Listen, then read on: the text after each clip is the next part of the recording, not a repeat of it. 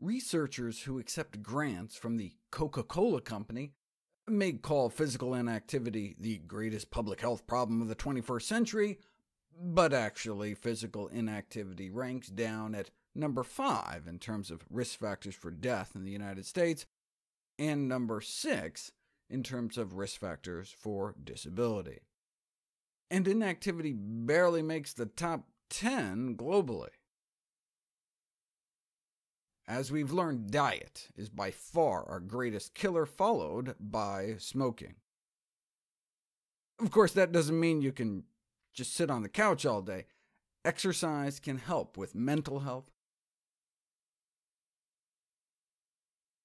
cognitive health, sleep quality, cancer prevention, immune function, high blood pressure, and lifespan extension.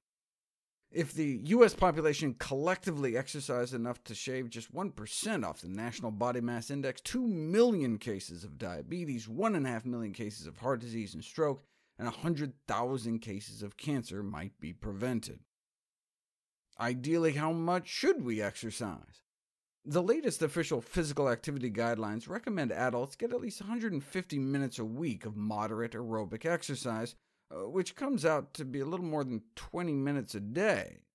That's actually down from previous recommendations from the Surgeon General and the CDC and American College of Sports Medicine, which recommended at least 30 minutes each day.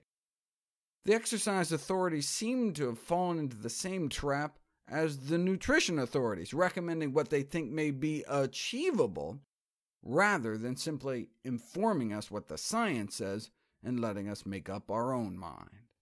They already emphasize that any physical activity is better than none, so why not stop patronizing the public and just tell everyone the truth? It is true that walking 150 minutes a week is better than walking 60 minutes a week. Following the current recommendations for 150 minutes appears to reduce your overall mortality rate by 7% compared to being sedentary. Walking for only 60 minutes a week only drops your mortality rate about 3%. But walking 300 minutes a week drops overall mortality by 14%. So walking twice as long, 40 minutes a day compared to the recommended 20, yields twice the benefit.